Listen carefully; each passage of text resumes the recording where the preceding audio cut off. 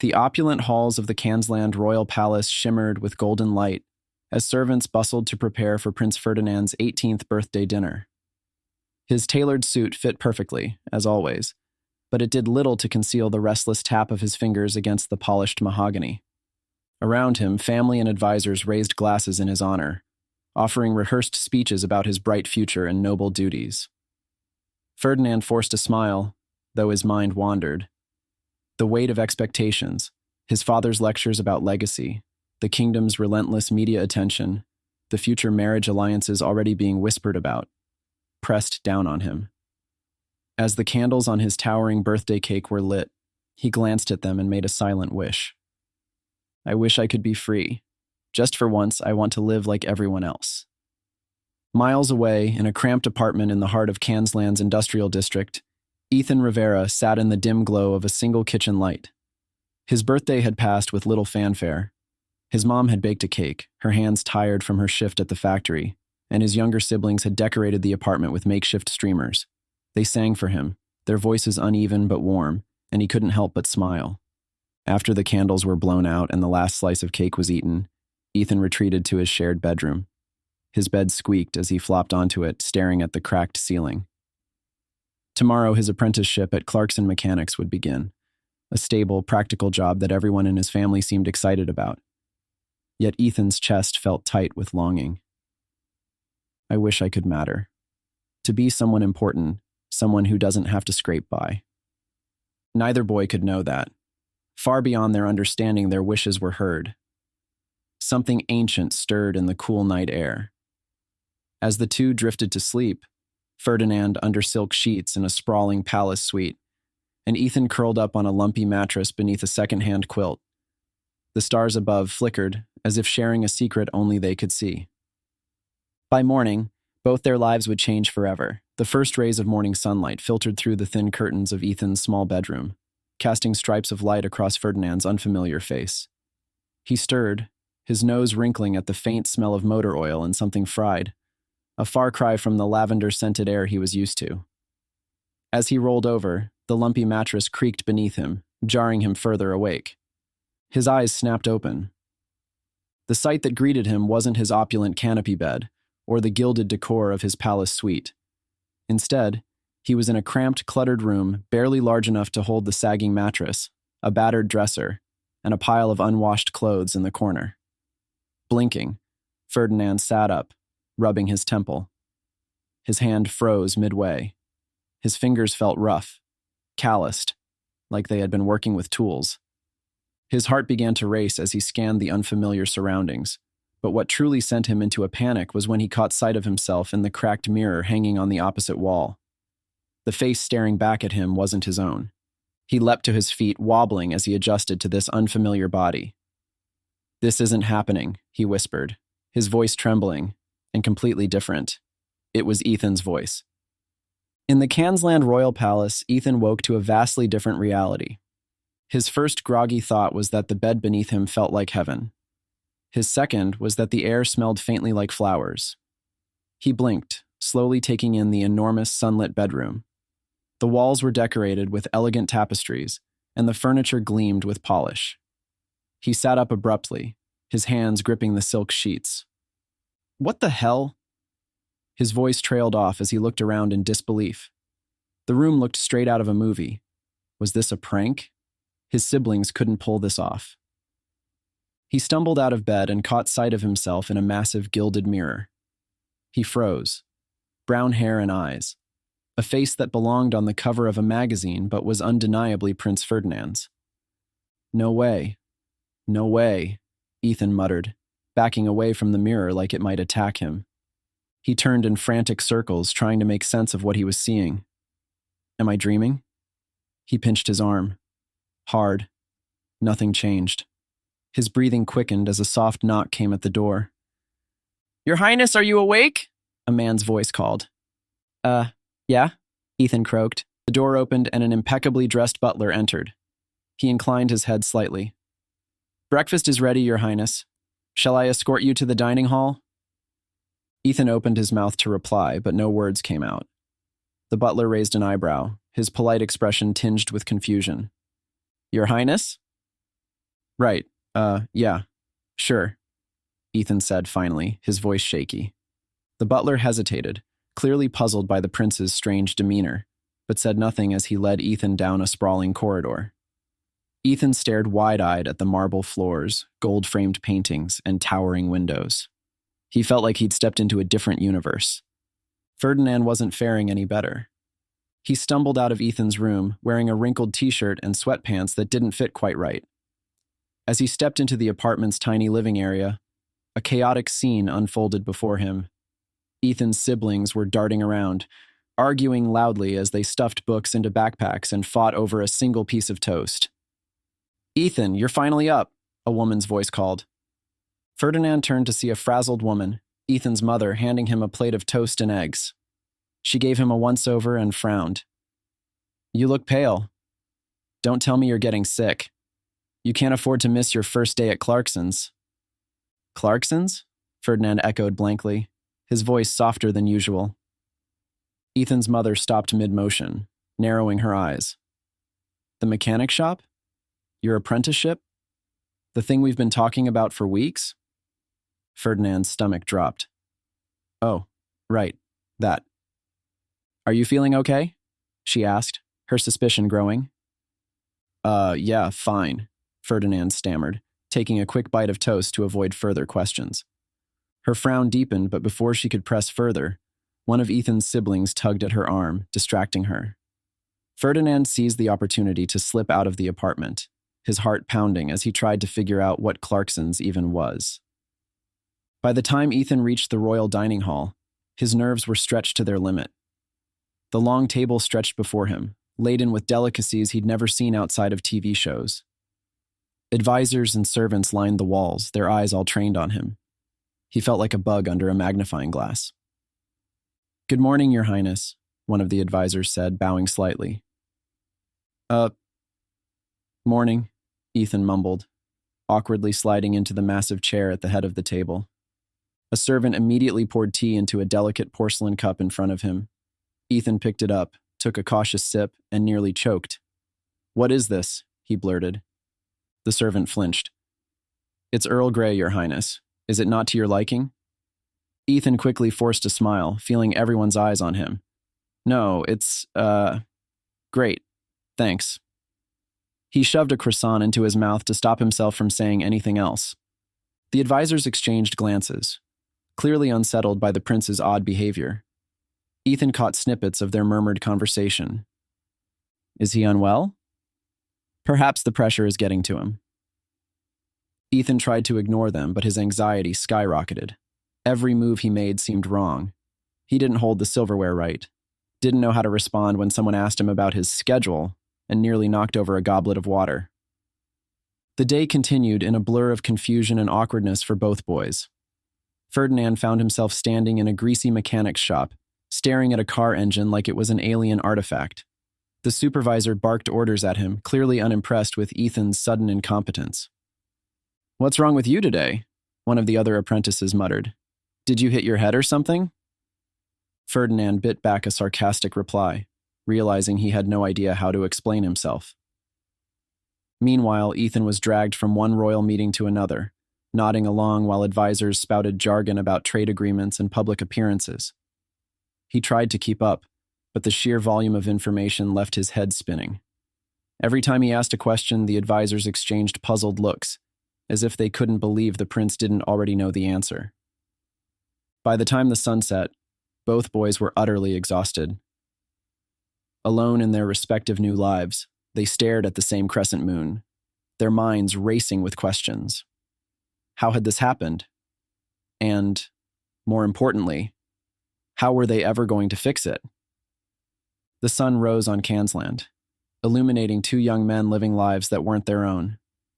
The morning brought no answers for Ferdinand or Ethan, only more confusion and challenges as they tried to navigate their swapped realities. Ferdinand fumbled with the buttons on Ethan's worn flannel shirt, struggling to make sense of the day ahead. The apprenticeship his mother had mentioned the previous day loomed like a storm cloud. He had no idea what it entailed, and the prospect of pretending to be competent in a field he knew nothing about made his stomach churn. When he arrived at Clarkson Mechanics, the chaos hit immediately. The garage was alive with the clang of metal tools and the hum of machinery. The supervisor, a burly man with a permanent grease stain on his shirt, barked at him before he even stepped inside. "Rivera, about time. Get to work on that Civic. Oil's leaking like a sieve." Ferdinand froze. He barely knew what a Civic was, let alone how to fix one. Right. Sure. On it," he mumbled, trying to sound confident. The supervisor frowned, his thick arms crossing over his chest. "Don't, sure me. You're not getting paid to stand around." Ferdinand shuffled toward the car in question, panic rising in his chest. He grabbed a wrench, holding it awkwardly, and stared at the engine like it was a puzzle missing half its pieces. After a few moments of futile fiddling, one of the other apprentices, a wiry guy named Jake, wandered over. "What's the holdup, man? This isn't your first oil change," Jake said, leaning against the car with a smirk. Ferdinand blinked, scrambling for a plausible excuse. I didn't get much sleep last night, feeling a little off." Jake raised an eyebrow but didn't press further. "Whatever. Just watch it. Supervisor's in a mood today. I'll take care of this one." Relief flooded Ferdinand as Jake took over, but it was short-lived.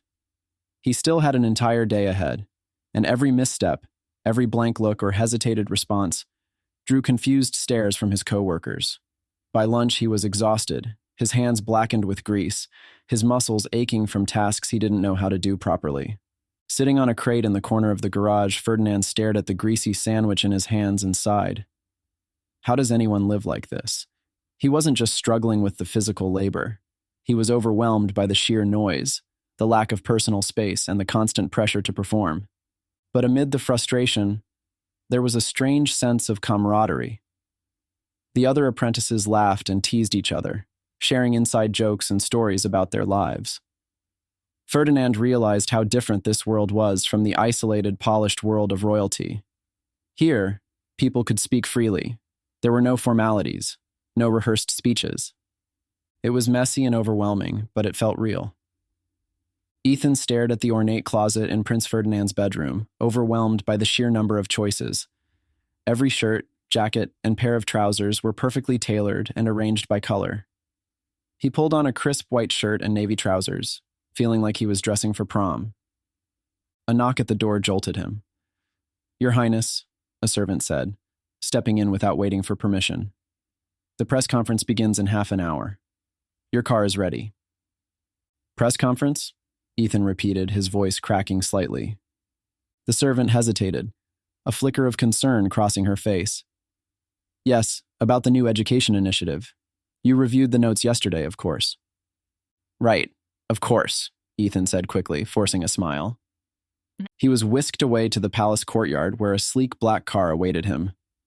The drive to the conference venue was nerve-wracking.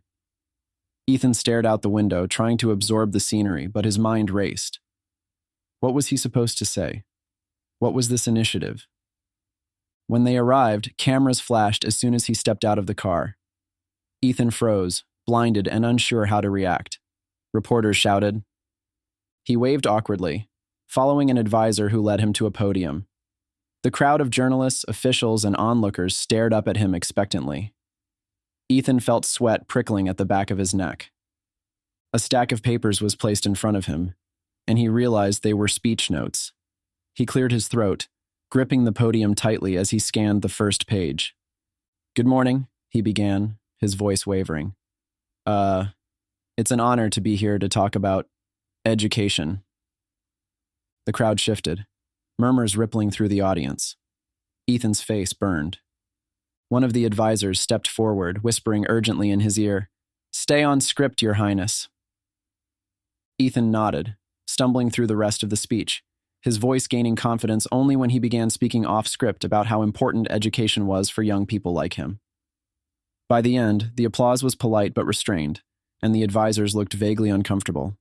Back in the car, Ethan exhaled shakily, his nerves still on edge.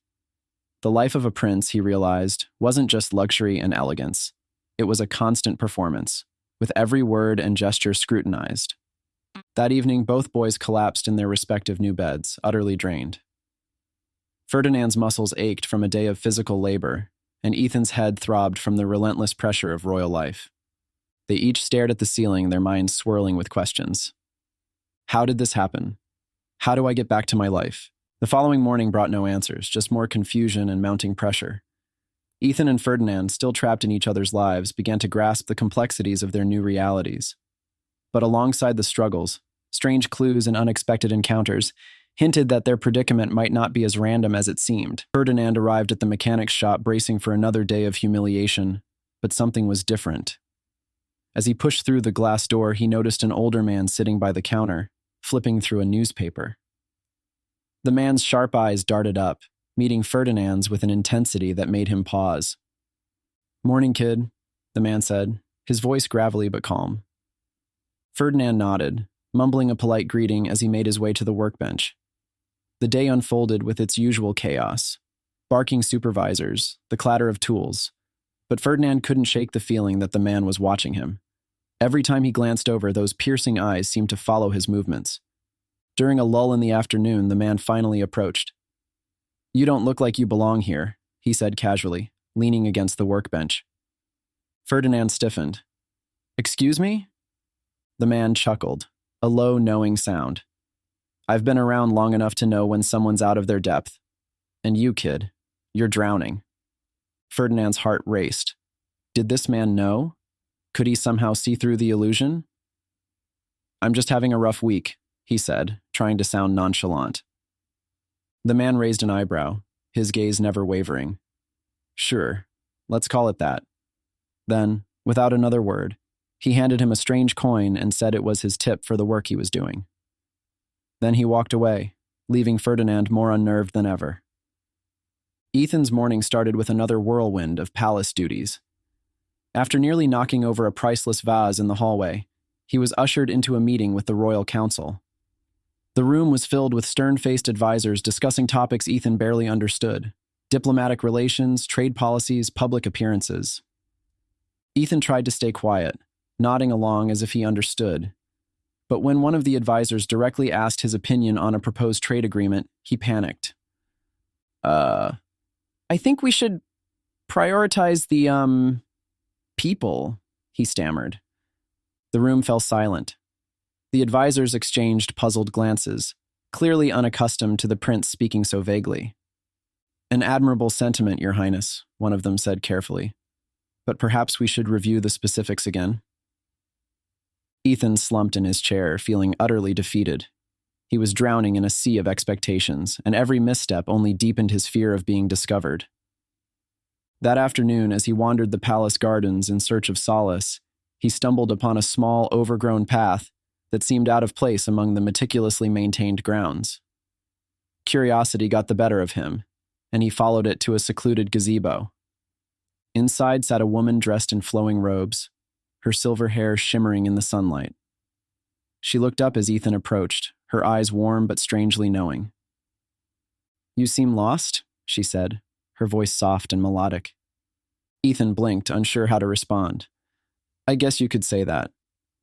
The woman smiled faintly, gesturing for him to sit. "You're carrying a burden that doesn't belong to you. Am I right?" Ethan's breath caught in his throat. "How do you know that?" She tilted her head, studying him with a gaze that felt like it pierced straight through him. "I see things others do not, and I see that you are not who you appear to be."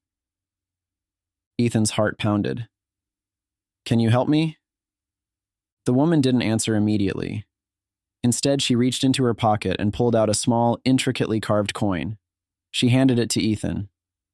"Hold on to this. When the time comes, it may lead you to the answers you seek."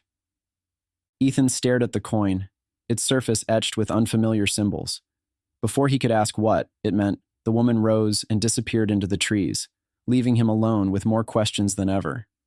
As the days passed, both boys began to adapt, albeit clumsily, to their swapped lives. Ferdinand's hands grew steadier with tools, and Ethan started to pick up on the nuances of royal decorum. But the challenges didn't stop, and neither did the strange encounters.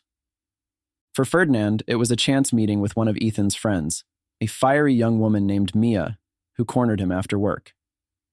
"You're not yourself, Ethan," she said bluntly. "What's going on?" Ferdinand struggled to find the right words. I've been under a lot of stress lately. Mia's sharp eyes narrowed. You've been acting weird since your birthday. Did something happen? Ferdinand hesitated. How could he explain the truth without sounding insane? Let's just say I'm figuring some things out, he said finally. Mia didn't look convinced, but she didn't press further. Well, if you need to talk, you know where to find me. For Ethan, the moment came during a royal event, a charity gala where he was expected to mingle with Cansland's elite.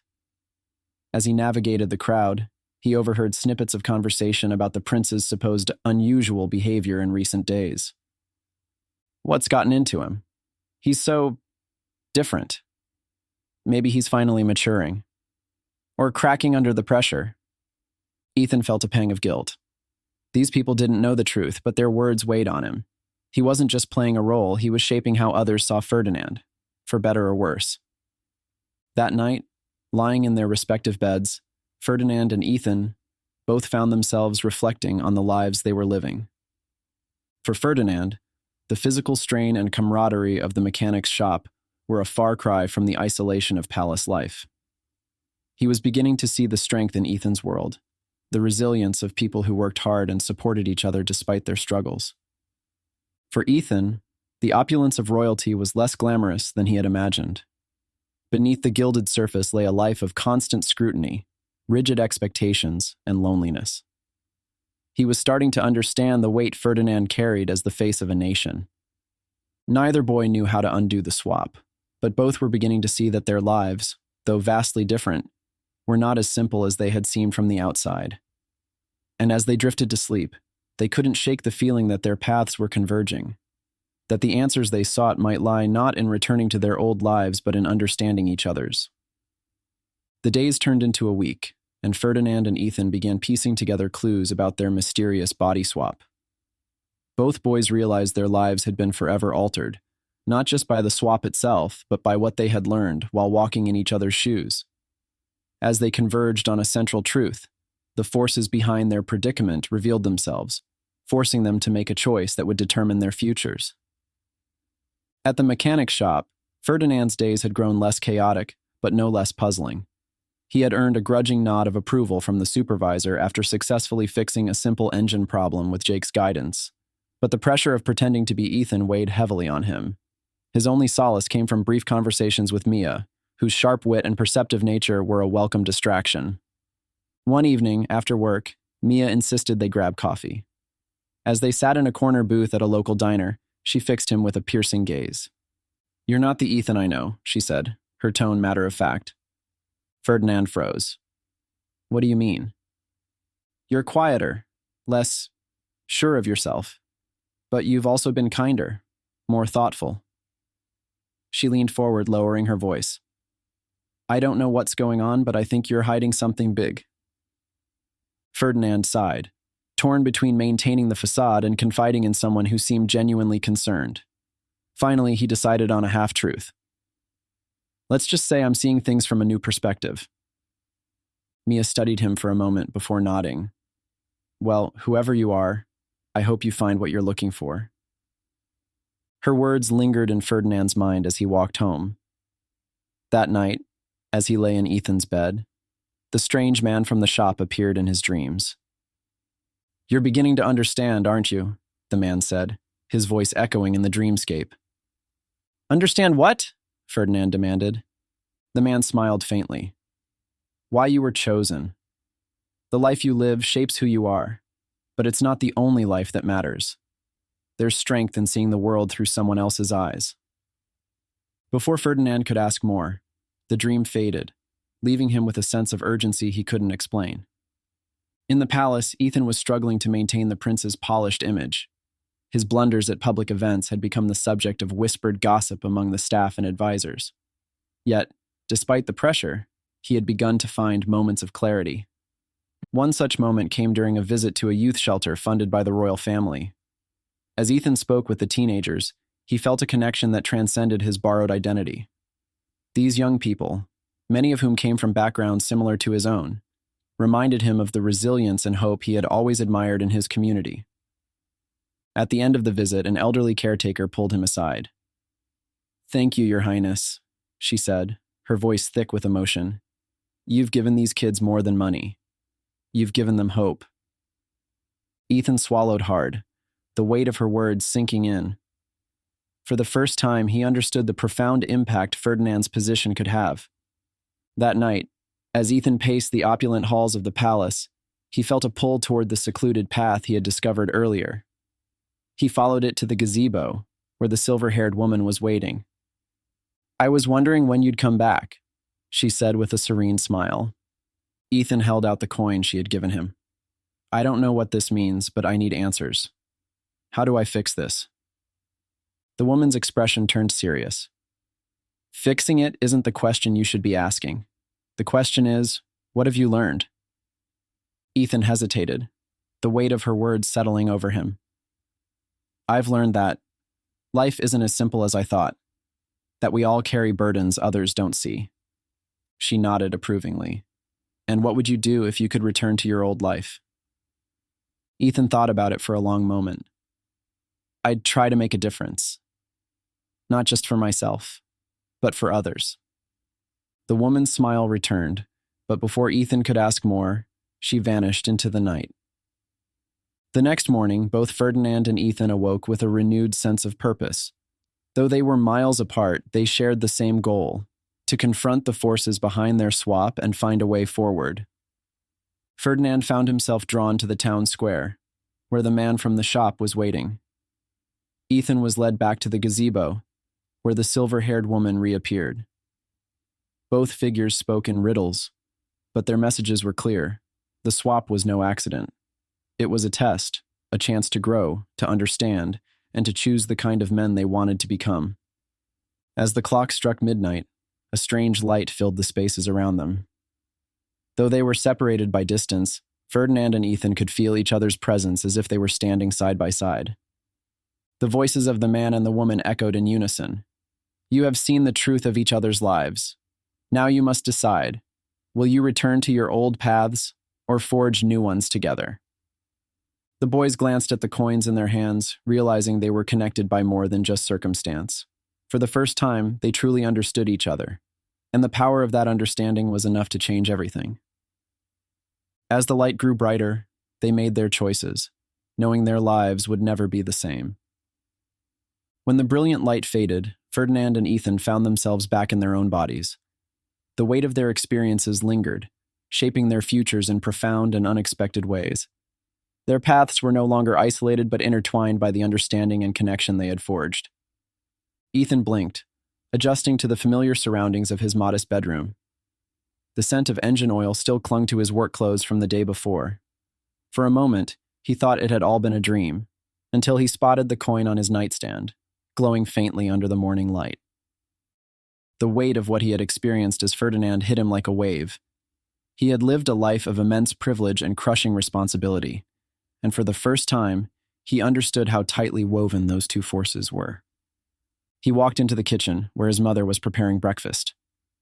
You're up early, she said, surprised. Ethan poured himself a cup of coffee and sat down. I was thinking, he began, his voice steady, that I want to do more than just get by.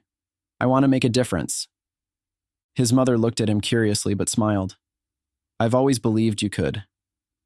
That day at work, Ethan approached Mia during their break. I owe you an explanation, he said, holding out the coin.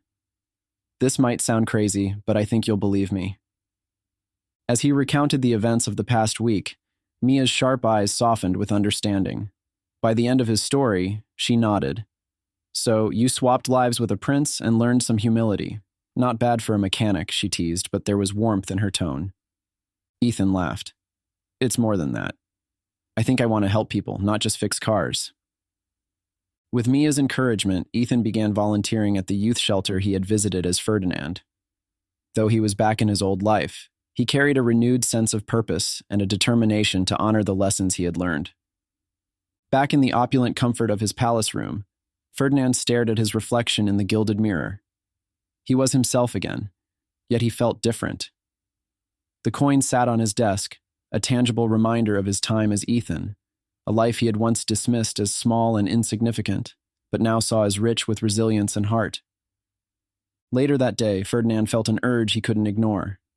He asked his guards to arrange a visit to the youth shelter Ethan had visited during their swap. When he arrived, the usual pomp of his royal entourage was hard to miss. Black cars and security officers surrounded the entrance. But Ferdinand waved them off, stepping inside the modest building with only one guard trailing behind. The elderly caretaker from the shelter looked up, startled. "Your Highness," she said, bowing slightly. As he scanned the room, he spotted Ethan in a corner, handing out supplies to a small group of teenagers. For a moment, Ferdinand hesitated, unsure how to approach him. But when Ethan turned and saw him, recognition flashed in his eyes. Ethan froze, his breath catching in his throat. Slowly, Ferdinand stepped forward, his usual polished demeanor softened by something more human. Before either of them could speak, Ethan closed the distance between them and pulled Ferdinand into a hug. It wasn't a formal handshake or polite greeting. It was a long, unguarded embrace, one that spoke of shared struggles and unspoken gratitude. Ferdinand, though surrounded by guards and unused to such displays, held on just as tightly. For several moments, they didn't say a word. The shelter buzzed around them. But to Ethan and Ferdinand, the world had narrowed to this connection, the one person who understood what they had been through. When they finally pulled apart, Ethan smiled, his voice unsteady. "I wasn't sure I'd ever see you again." Ferdinand returned the smile, his eyes shining. "I wasn't sure either, but I had to." Over the next few hours, they toured the shelter together, exchanging stories about how their lives had changed. Ferdinand marveled at Ethan's natural way with people, while Ethan teased Ferdinand for looking slightly out of place in his tailored suit. "You really came all this way just to check up on me?" Ethan asked, leaning against a table as they watched some of the teenagers laugh in the corner. "I came because I wanted to thank you," Ferdinand replied, "for showing me what I'd been missing." "Well," Ethan said, grinning, "you're welcome. And for what it's worth, thanks for letting me borrow your life for a bit. It wasn't easy, but it was eye-opening." Ferdinand chuckled. "We make a good team, don't we?" Ethan smirked. "Don't get used to it, Your Highness."